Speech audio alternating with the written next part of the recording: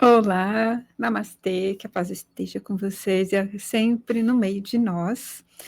Hoje vou continuar contando a história do Evangelho, como me foi revelado, de Maria Valtorta. Hoje vou contar a história do capítulo 63, 64 e 65. Juntos somos mais fortes. Então, no capítulo 63, o início do capítulo começa a contar a história de um leproso, a situação precária e triste que se encontra esse leproso, né? Que ele está como se fosse uma caverna, num lugar onde eles eram isolados, e ele está assim, sozinho, praticamente parte do rosto já não existe mais, então aparece parte do osso, a mão também, ele não tem mais mão, é como se a mão já tivesse totalmente deformada, e nesse lugar mostra ele comendo sim restos de coisas que encontra no chão, bebendo água, assim, vivendo uma vida como se fosse de um animal, esse leproso. E esse leproso ele tem um amigo que de vez em quando deixa alimento lá para ele. E fazia tempo que esse amigo não deixava alimento para ele. E daí ele estava com muita fome, começou a comer lá coisas da terra, do mato mesmo. E daí apareceu esse amigo correndo assim, e o leproso falou assim: se afasta de mim, né? Eu sou contagioso, não chega tão perto. Aí esse amigo dele fala assim: eu conheci o Messias ele está entre nós e ele está fazendo cura, e eu combinei, né, com Jesus, que é o Messias, para te curar. Então nós combinamos em tal lugar, você precisa ir lá, né, para que eu preciso te levar até ele. Para que o leproso percebeu assim: nossa, existe essa possibilidade de cura. Ele até parou de comer por mais fome que tivesse, e depois ele começou realmente a se preparar para a noite, que era o horário seguro para os leprosos saírem, porque se ele saísse da região que era isolada, né, para leprosos, as pessoas apedrejavam leprosos, né, então, por serem contagiosos. Então, ele precisava ir de espreita no escuro até o local onde estava Jesus, e assim ele fez. Ele foi até Jesus, e é interessante que quando ele encontrou Jesus, né, Jesus pediu para se aproximar. Jesus tocava em leproso e nunca pegava nada, né, enfim. E daí uma coisa interessante é que sempre que Jesus sabia por que aquele leproso havia procurado ele, sabia, conhecia toda a história, ele sentia e conhecia a alma de cada pessoa, né, Jesus. E mesmo sabendo, ele sempre perguntava: o que você quer de mim? Ele perguntava: o que você quer de mim? Aí o leproso: eu quero ser curado. E daí outra coisa que Jesus sempre pergunta antes de fazer qualquer cura: você tem fé que eu posso te curar? Você acredita? Você tem fé nisso? Aí sim, eu acredito que você é Messias, que pode me curar. E daí era muito simples. Jesus falou assim: então tá, então está curado. E daí, nessa cura do leproso, ficou um capítulo inteiro só por causa desse leproso, porque foi uma cura assim muito incrível, no sentido de que começou a restituir partes do corpo do homem que não existia mais. Por isso que foi um capítulo só para isso. Com todas aquelas partes do corpo dele que havia sido, sei lá, comido pela lepra, que não existia mais, começou a se restituir o seu corpo, as suas mãos, as suas partes que estavam debilitadas, e ele levantou. E daí ele estava, inclusive, limpo, não estava nem mais sujo. Foi uma cura nesse sentido, assim. Aí ele caiu aos pés: mestre, mestre, chorando de alegria, pela aquela metamorfose, porque o que aconteceu com aquele leproso foi uma grande metamorfose, assim, né? Por isso que essa cura ganhou bastante destaque nesse livro. Foi um processo de metamorfose que sofreu aquele leproso. Aí Jesus falou assim: tá, se levanta, vai até o sacerdote, cumpra as leis com muita perseverança e seja bom, porque sempre Jesus pedia algo em troca, sempre que ele curava, ele pedia algo em troca. O que ele pedia em troca? Não pecar mais, ou seja, o que é pecado? Não fazer mal a si mesmo e nem ao próximo, e ser bom, e se esforçar ao máximo para respeitar as leis. Mostra que nesse livro que Jesus sempre respeitou muito a tradição, a essência da tradição. Jesus mostra que ela é boa, porque ela ensina uma moralidade, um caminho virtuoso, né? Então, ele sempre respeitou essa tradição judaica, Jesus, no sentido benéfico da coisa, né? O que ele não gostava era da hipocrisia, mas por isso que ele falava assim, busca um sacerdote, porque o sacerdote vai te ensinar o caminho, né, para você ter uma vida mais virtuosa. Então, daí o leproso falou assim, não, me deixa te seguir, eu quero te seguir, né? Aí Jesus falou assim, mais para frente nós iremos nos encontrar, por enquanto vai que, tipo, Jesus precisava ficar sozinho nesse momento, e esse homem precisava realmente não só voltar, né, ir para voltar à sociedade, e até para divulgar o milagre que aconteceu com ele, né, ser uma testemunha, testemunhar o que lhe havia acontecido, né. Era através do seu testemunho que viriam mais pessoas até Jesus, para que, através das palavras, da força de Jesus, pudesse ser feito poderosas curas e conversão no sentido de sair do caminho do erro e entrar no caminho da cura. Aí, então, depois de curar o leproso, o Jesus volta para Cafarnaum.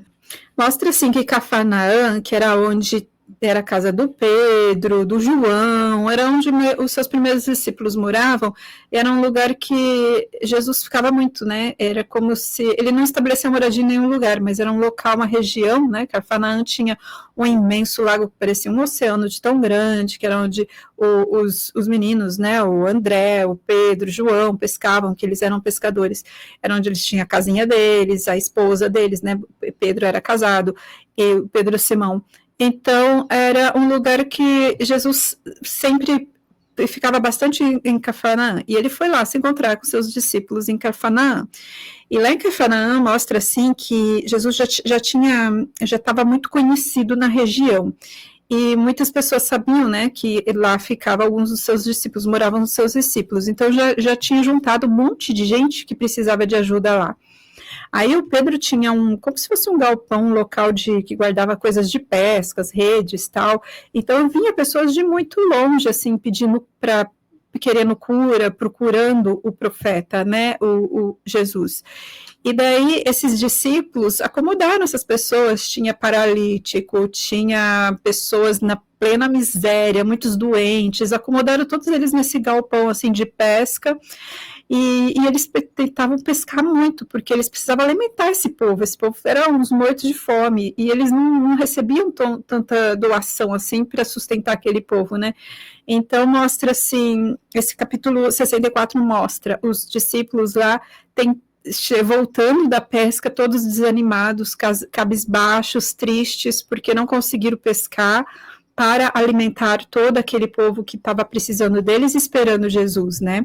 Ele não podia mandar o povo todo embora, né? Que eles estavam esperando Jesus e eles sabiam que sábado iria voltar Jesus, né? Só que Jesus voltou antes, então os discípulos estavam assim reclamando, né, falando assim, mas os doentes, o que a gente vai fazer com essa povo, o que a gente vai fazer para alimentar eles? E aquele paralítico, coitado, né? E Jesus só vai voltar no sábado, como é que esse povo vai ficar sem comer até sábado? A gente não tem mais nada aqui, né? A gente mal pode comer, tudo que a gente tem, a gente está dando para eles, para sustentar esse monte de gente aí que veio atrás de Jesus e está esperando Jesus, e nisso, né, Jesus chega de surpresa e estou aqui, né, e daí todos abraçam ele, mestre, que bom que você chegou, porque tem um monte de gente aqui, doente, tá lotado lá, o lugar lá, o depósito lá tá lotado de gente doente, precisando da sua palavra, tem gente acampado aqui te esperando para ouvir suas palavras, tá uma loucura aqui, e esse povo tá morrendo de fome, precisa comida. Aí eles abraçaram Jesus, aí Pedro falou assim, eu tentei de tudo, mestre, mas eu não consegui alimentar esses pobres coitados. Aí Jesus falou assim, sei que vocês trabalharam sem resultado, né, mas se não há comida, a tua caridade permanece viva, tipo assim, o seu puro intento, a sua boa vontade, ela é considerada. chegou uns meninos assim, né, umas crianças, mestre, mestre, e as crianças adoravam Jesus, né, ficavam rodeando ele, eba, chegou, e daí ele falou para os meninos, vai para todos os cantos, se espalhe e vai por casa, avisando que eu cheguei, vou estar recebendo todos lá, e os meninos saíram correndo assim, todo animado, né, para prestar serviço para Jesus, indo por casa em casa, avisando, Jesus vai estar tal hora, lá em tal lugar, vamos todo mundo, e aí Jesus avisou, Simão, eu vou na sua casa, é lá da sua casa que eu vou pregar, né? Então eu vou falar a partir de lá com todo mundo.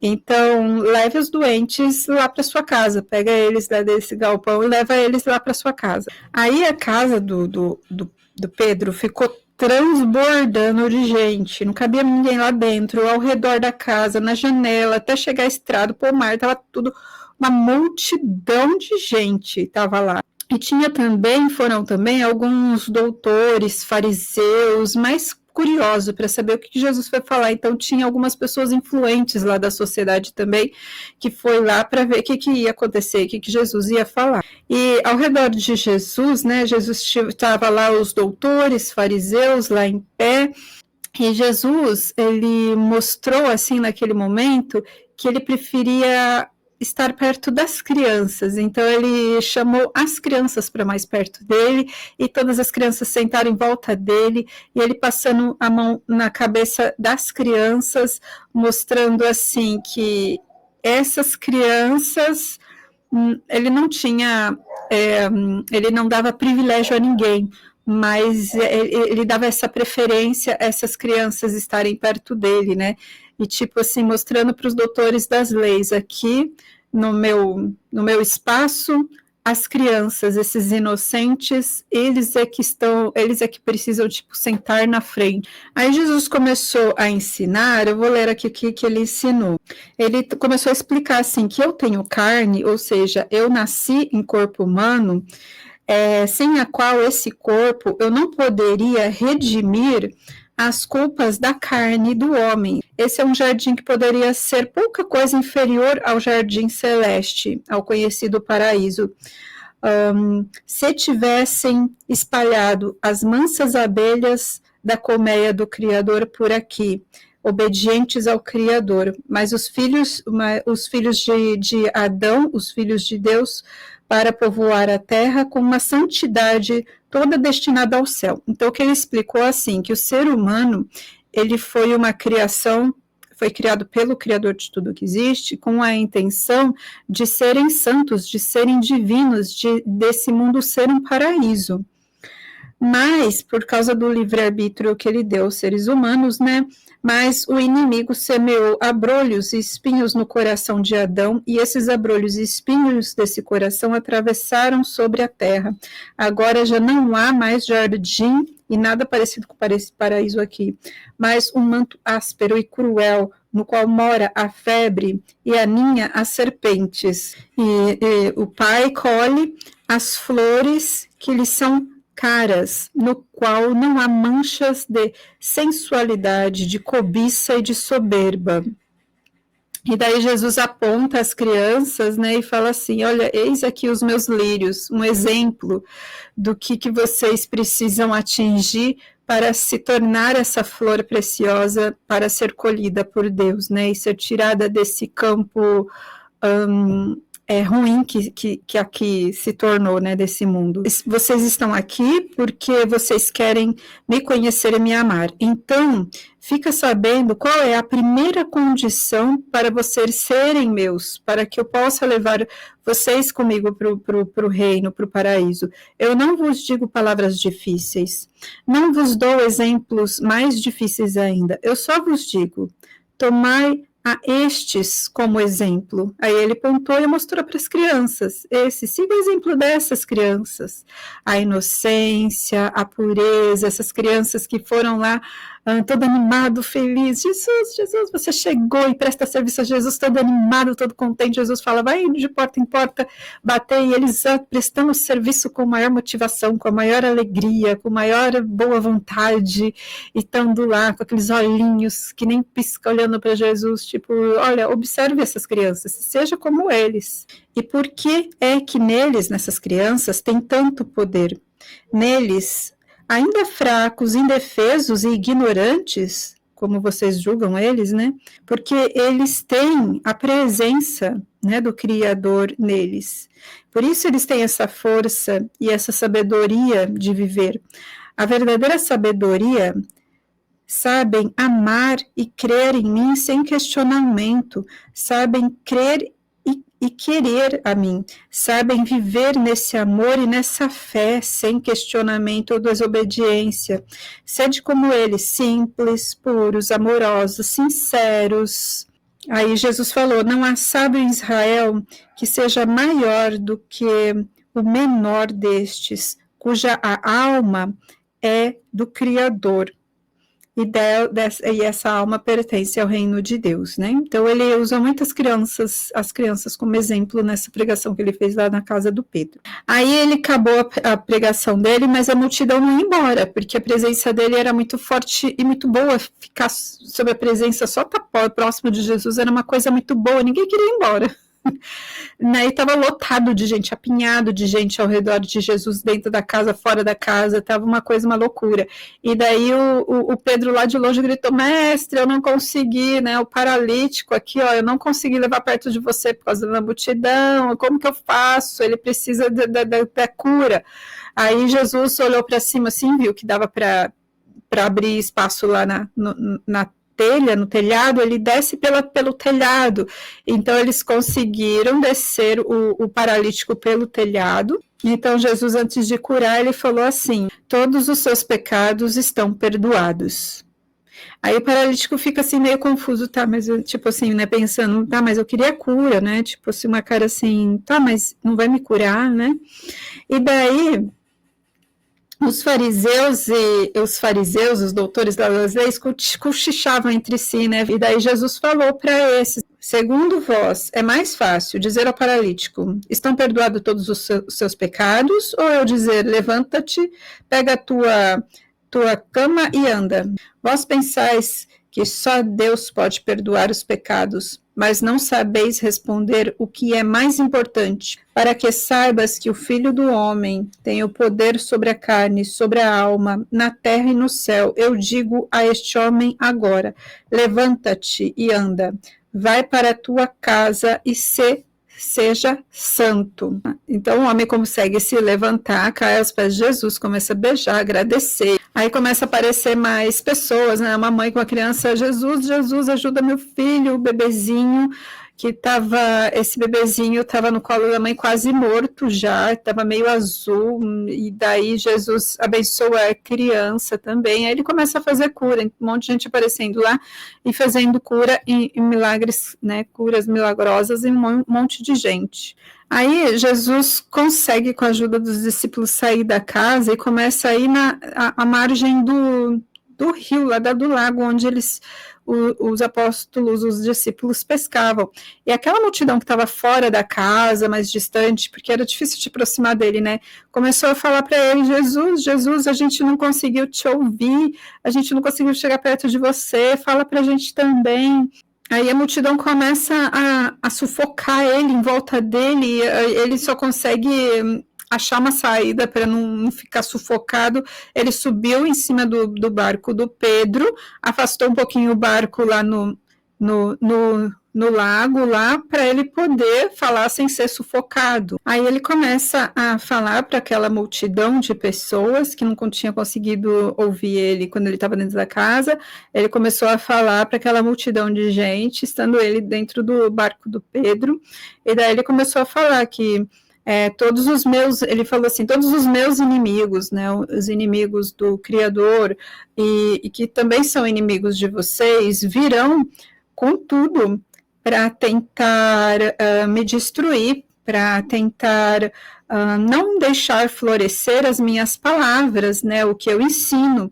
E vocês precisam ter o seguinte entendimento: quando eu morrer, eu não vou mais poder aqui fisicamente, né, estar aqui em corpo, fazendo milagres e falando as minhas palavras, mas eu estou semeando e cultivando todas essas palavras. Ela precisa crescer, amadurecer com muito cuidado, precisa ser guardada, cuidada e fazer florescer tudo isso, né? Dar frutos a isso tudo que eu estou ensinando. Toma muito cuidado para que isso possa dar frutos na vida de vocês, para que vocês possam ter a libertação, a salvação. Não deixe que Satanás ria sobre as ruínas do trabalho que eu estou fazendo aqui, do meu sacrifício e da vossa alma. Não deixa que isso aconteça. Procure sempre a luz, procure sempre o sol, procure sempre a força do Criador, procure sempre a vida. Eu sou a vida, a força, o sol, a luz de quem me ama. Aqui estou eu para levar vocês de volta de onde vocês vieram, de volta à luz, ao amor, ao Criador, lá de onde eu vim e para onde eu vou. É imensurável o tamanho de Jesus, é imensurável em qual elevação de consciência ele está, né? Mostra aqui nesse livro assim que ele já é o filho, o todo já está em comunhão com a fonte criadora, já estava antes de nascer, e é para lá que vai voltar. A sua condição é imensurável, não dá para mensurar o grau de evolução ou o tamanho de Jesus, porque ele está unido ao sétimo plano, no sentido de unido ao Criador de tudo que existe, a expressão máxima do Criador, que é onipresente, onipotente, imensurável, né? E é para esse de onde ele veio, para onde ele iria depois que ele morresse, né?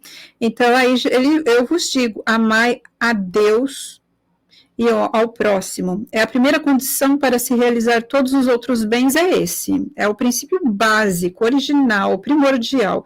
Amai a Deus e ao próximo. O mais santo dos 10 mandamentos. Amar. E daí, resultado disso, vocês terão na terra e no céu uma paz, como sua morada e sua coroa. Depois dele pregar para as pessoas, né, daí ele falou para o Pedro e para os outros discípulos que estavam nos outros barcos também: vamos para o lago, né, vamos agora lá para o meio do lago para pescar. Aí os discípulos falaram assim: mas mestre, eu estou com os braços cansados, trabalhei o dia inteiro, né? E daí ele falou: faz o que eu te digo, Pedro, porque estava um monte de gente lá, um monte de gente veio lá de longe para ver Jesus, que estava lá tudo no galpão, os doentes. Aí o Pedro, Simão, continuou falando assim: mas eu te asseguro que esse é o pior horário para pescar, não tem peixe esse horário, se a gente não conseguiu nem pescar no melhor horário agora, né, não vai conseguir pescar nada. Jesus falou assim: só faz o que eu estou pedindo, Pedro. Vamos lá pescar. Então daí Jesus falou assim: agora lança a rede. E daí ele lançou a rede e começou, a rede se encheu tanto de peixe que começou até quase que o barco virar, e daí ele pediu ajuda para o outro barco que veio correndo, o outro barco, né, do André, e daí ele começou a ajudar a recolher os peixes, e era tanto peixe que encheu os barcos de peixe quase até afundar, e daí eles ainda tiveram que devolver peixes para o rio, porque era muito peixe. Pedro Simão ficou muito assustado, né, no sentido de, ele falou assim: mestre, Senhor, afasta-se de mim, eu sou um homem pecador, eu não sou digno de estar contigo, porque Pedro tinha, tipo, duvidado, tinha falado: eu sei mais que você, esse horário não é bom para pescar, tipo, tô cansado. Em vez de simplesmente obedecer, fazer o que Jesus pediu e teve fé, ele meio que questionou, então ele meio que se sentiu culpado nisso, e daí caiu de joelhos, começou a chorar, né, e Jesus falou: levanta-te, segue-me, eu não vou te deixar, não vou te abandonar e não quero que me abandone, né, de agora em diante serás pescador de homem comigo, eu vos chamo, vinde. E daí nesse momento é o momento que, tipo assim, agora vocês vão ficar comigo, eu não vou mais tipo, soltar a mão de vocês e tá tudo certo. E daí eles pegaram aquele monte de peixe, né, conseguiram alimentar a multidão inteira de gente. É assim que termina o capítulo 65, e no próximo, uma conversa entre o Judas Queriote e Jesus. O Judas querendo de qualquer jeito ser discípulo e Jesus tentando convencê-lo de não ser. E foi uma conversa super interessante. Não perca o próximo vídeo, a continuação dessa história. Não esqueça de compartilhar essa história com o maior número de pessoas, para que o maior número de pessoas seja tocado com essa história que é sobre amor, que acende a luz do amor no nosso coração. Se inscreva se você ainda não é inscrito nesse vídeo, compartilhe esse canal para que mais pessoas possam receber esse alimento de amor no coração. Até o próximo vídeo. Namastê!